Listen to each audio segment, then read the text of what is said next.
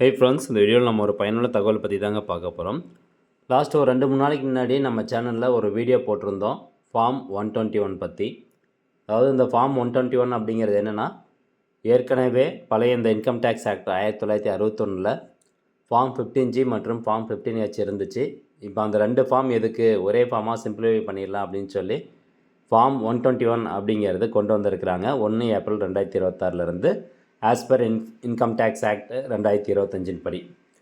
So இது சம்மந்தமாக நம்ம சேனலில் ஃபார்ம் 121 பற்றின ஒரு டீட்டெயில்டு வீடியோ வந்து எக்ஸ்ப்ளனேஷன் பண்ணி போட்டிருந்தோம். யாரெல்லாம் அந்த ஃபார்ம் 121 சப்மிட் பண்ணணும் அப்படிங்கிறத பற்றி. இப்போது இது சம்மந்தமாக இபிஎஃப்ஓ தரப்பில் இருந்து ஒரு முக்கியமான சுற்றறிக்கை ஒன்று வெளியிட்டிருக்கிறாங்க. அதை பற்றின தகவல் தான் இந்த வீடியோவில் வந்து பார்க்க போகிறோம். இந்த சுற்றறிக்கை வெளியிட்ட தேதி 13/4/2026. ஸோ இப்போது நீங்கள் பிஎஃப்பில் மெம்பராக இருக்கீங்க அப்படின்னா இந்த ஃபார்ம் 121 பற்றி கண்டிப்பாக நீங்கள் தெரிஞ்சுக்கணும். இந்த ஃபார்ம் 21 நீங்கள் சப்மிட் பண்ணாமல் விட்டீங்க அப்படின்னா நீங்கள் பிஎஃப் பணம் வித்ட்ராவல் பண்ணும்போது 20% மேலே டேக்ஸ் பிடிக்கிறதுக்கான வாய்ப்புகள் இருக்குது. அதாவது 1 லட்ச ரூபா வித்ட்ராவல் பண்ணுறீங்கன்னா 20,000 ரூபா டேக்ஸ் வந்து பிடிச்சிருவாங்க.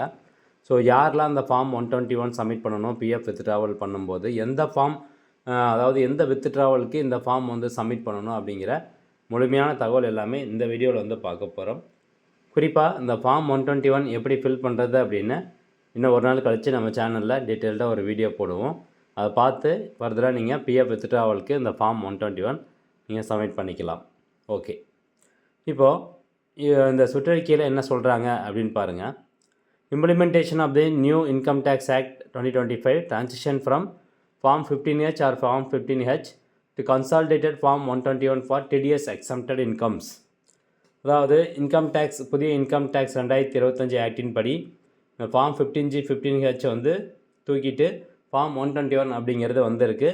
ஸோ யாரெல்லாம் வந்து டேக்ஸ் டிடக்டட் சோர்ஸ் டிடிஎஸ் அப்படின்னு சொல்லுவாங்க, டேக்ஸ் டிடக்டட் ஃப்ரம் சோர்ஸ், அது வந்து நீங்கள் டேக்ஸ் உங்களுடைய இன்கம் சோர்ஸ்க்கு டேக்ஸ் பிடிக்கக்கூடாது அப்படின்னு நினச்சிங்கன்னா இந்த ஃபார்ம் 121 நீங்கள் சப்மிட் பண்ணணும். அப்போது இந்த ஃபார்ம் 121 பிஎஃப் மெம்பர்ஸ் யாரெல்லாம் சப்மிட் பண்ணணும் அப்படிங்கிறத சிம்பிளாக சொல்லிடுறேன். ஸோ இப்போது உங்களுடைய சர்வீஸ் இயர்ஸ் வச்சு இதை 2ஆக பிரிக்கணும். உங்களுடைய சர்வீஸ் இயர்ஸ் ஆனது 5 வருஷத்துக்கு மேலே இருக்குது அப்படின்னு எடுத்துக்கலாம். சர்வீஸிங் இயர்ஸ் அப்படிங்கிறது எதை குறிக்குதுன்னா, நம்மளுடைய பிஎஃப் அக்கௌண்ட்டுக்கு ஒரு யூஏஎன் நம்பர் இருக்கும். அந்த யூஏஎன் நம்பரில் நீங்கள் எத்தனை கம்பெனியில் வேலை பண்ணியிருந்தாலும் ஒரு பிஎஃப் மெம்பருக்கு ஒரு யூஏஎன் அக்கௌண்ட்டு தான் இருக்கும். அந்த யூஏஎன் அக்கௌண்ட்டுக்குள்ளார இப்போ நீங்கள் ஒரு 3 கம்பெனியில் வேலை பார்த்துருந்த மொத்த சர்வீஸ் இயர்ஸ் 8 வருஷம் இருக்குது அப்படின்னா அதுதான் வந்து சர்வீஸ் இயர்ஸ். இப்போ சர்வீஸ் இயர்ஸுங்கிறது என்னென்னா, ஒரு கம்பெனிலேயே நான் தொடர்ந்து வந்து 5 வருஷத்துக்கு மேலே ஒர்க் பண்ணுறேன் அப்படிங்கிறது கிடையாது.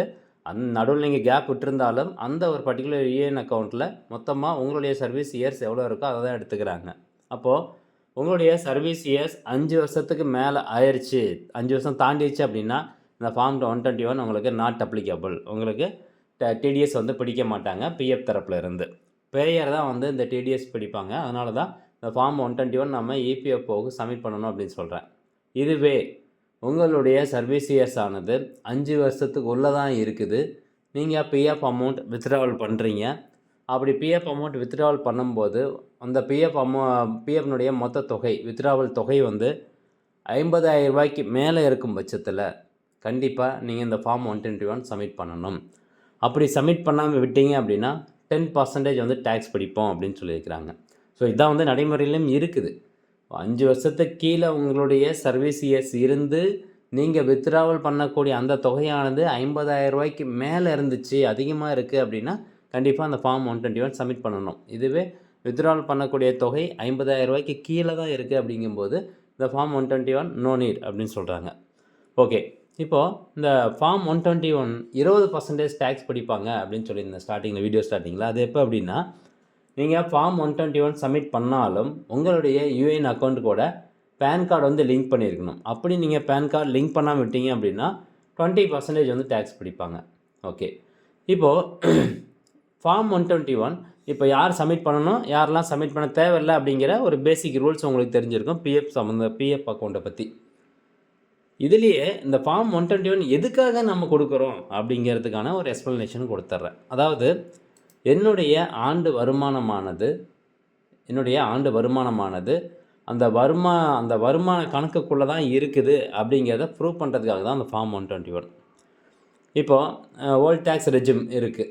ஓகே, ஸோ அதுக்கு வந்து பேசிக் எவ்வளோ ஒரு வருஷத்துக்கு 2 லட்ச ரூபா வரைக்கும் டேக்ஸ் கிடையாது அப்படின்னு சொல்லியிருக்கிறாங்க.